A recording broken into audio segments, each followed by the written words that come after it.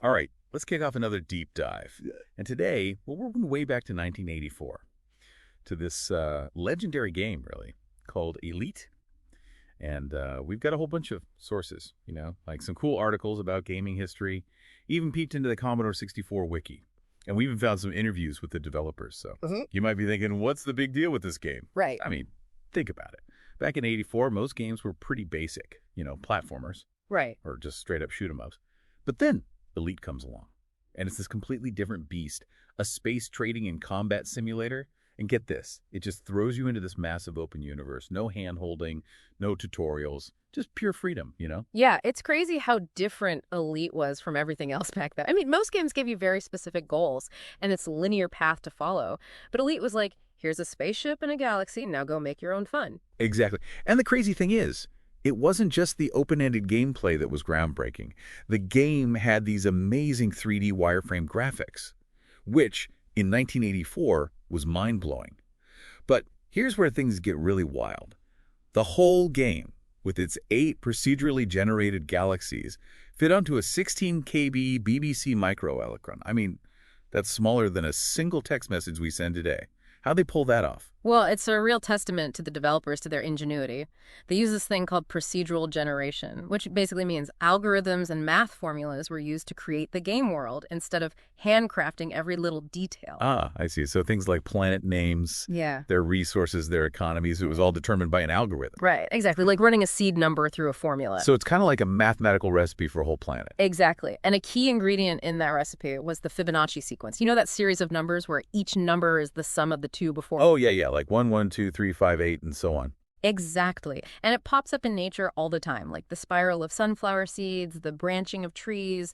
And the developers used this sequence to make sure each planet had unique characteristics. Wow, that's incredible. So essentially, every player experienced their own unique version of the galaxy. That's right. That's amazing. And within this huge procedurally generated universe, you could choose your own path. You could be a trader, buying and selling goods across different star systems, trying to make a profit in this ever-changing galactic economy. And that's where Elite really shines. It wasn't just about blasting things in space. It was about understanding supply and demand, learning which goods were valuable where, and navigating the risks and rewards of interstellar trade. Some players even became like experts in galactic economics, figuring out the most profitable trade routes and making a fortune. Speaking of profitable trade routes, I read that a classic one was going from Lave to Listi with food, and then from Listi to Disa with computers. But of course, trading wasn't the only way to make your mark in Elite's universe. You could also choose a slightly more, how should we say it, a more daring path. Oh yeah, the path of a pirate. Right. Elite let you attack other ships, steal their cargo, basically live outside the law. But of course, there were consequences. You could end up with a bounty on your head, attracting tougher and tougher police ships. It was a real risk-reward system. And if the police weren't enough to worry about, there were also the Thargoids. Now, for those who might not know, in Elite's lore, the Thargoids are this mysterious, hostile alien race that could ambush you during hyperspace jump. Oh man, imagine you're hurtling through hyperspace, thinking you're safe. Then suddenly, these octagonal-shaped ships appear out of nowhere, launching drones, unleashing all this fire on you. Talk about a white-knuckle experience. Even seasoned Elite players would get nervous when those Thargoids showed up. Yeah, they were definitely a force to be reckoned with. And while they were incredibly tough to defeat, capturing their drones could be quite lucrative. Yeah. But let's get back to the human side of things for a sec. I mean, Elite was revolutionary for its open-ended gameplay and the freedom it gave players. Yeah.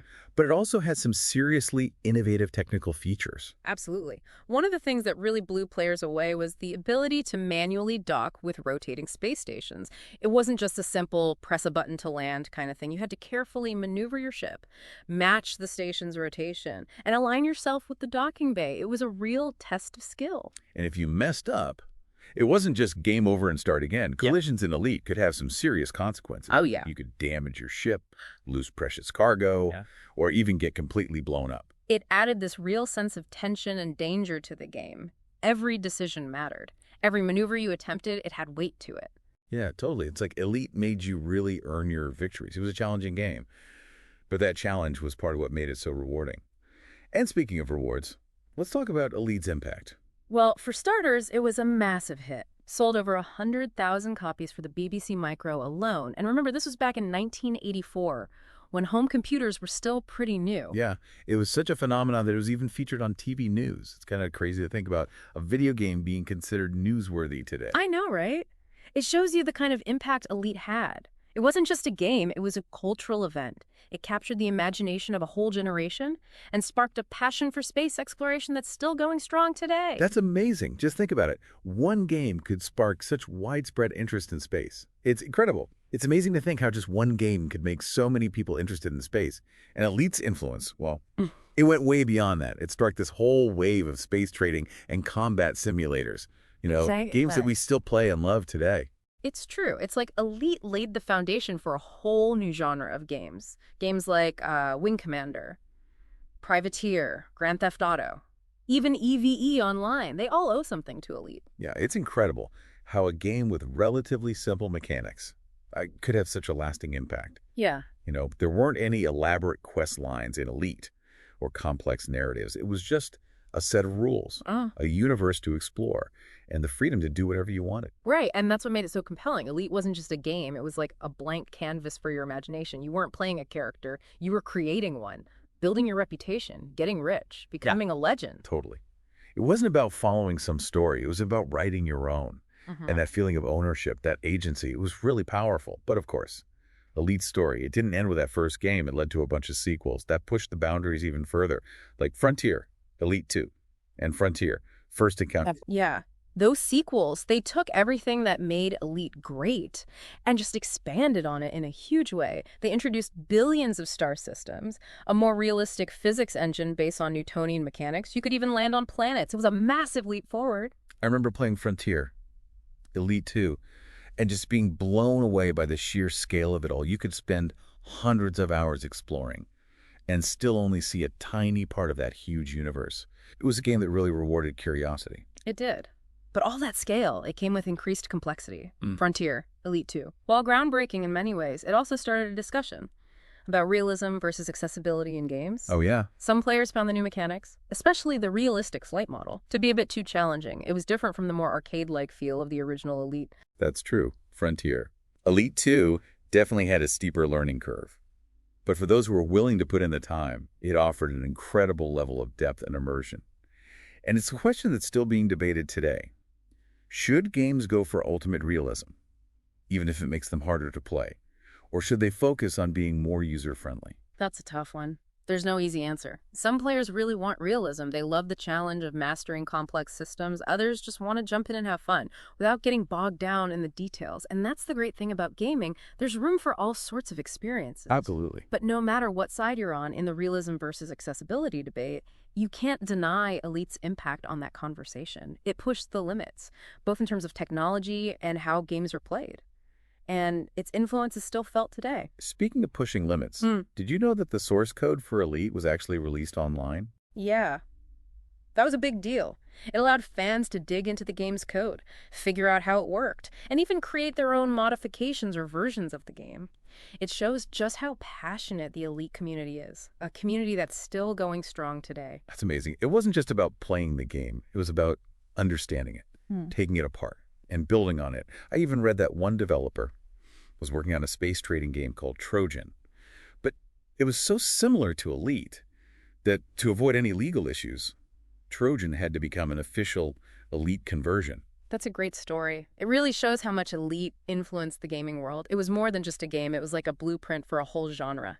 And the fact that the developers were cool with the community's enthusiasm, letting them build on their work, it says a lot about their vision. They weren't just making a game. They were planting a seed. And from that seed grew a whole forest of space exploration games, a forest that we're still exploring today. Makes you wonder, doesn't it? Like, what would the gaming landscape even look like today if Elite hadn't, come out back in '84? Yeah, it's a real head-scratcher. Would we still have all these massive open-world games where the players can basically do whatever they want? Would we even be interested in exploring procedurally generated universes where every experience is different? What about those crazy space battles? Would dogfighting in Zero-G still be as exciting if Elite hadn't come first? It's like Elite showed us what games could be, what the future of gaming could be. Yeah, Full of possibilities. Yeah, And right. that future, it's still evolving, right? Elite's legacy lives on, not just in the sequels, but in all the games that were inspired by it. It shows the power of a truly groundbreaking idea, one that wasn't afraid to change things, to redefine what games could be. And so, what does this all mean for listeners? Why should they care about a game that's over 40 years old now? Well, because Elite is more than just a game. It's a reminder that innovation can come from anywhere, in this case. It came from a couple of students in Cambridge, with a BBC Micro and a whole lot of creativity. It's a reminder that sometimes limitations can actually spark amazing creativity, and that the best experiences are often the ones that give players the freedom to make their own choices. I think Elite was asking, what do you want to do? Exactly. So if you haven't played Elite yet, I definitely recommend checking it out. It's an amazing journey through gaming history and a powerful reminder of how one innovative idea can have a lasting impact. Thanks for joining us on this deep dive into the world of Elite. We hope you learned something new. And maybe you're even feeling inspired to go on your own intergalactic adventure. Until next time, keep exploring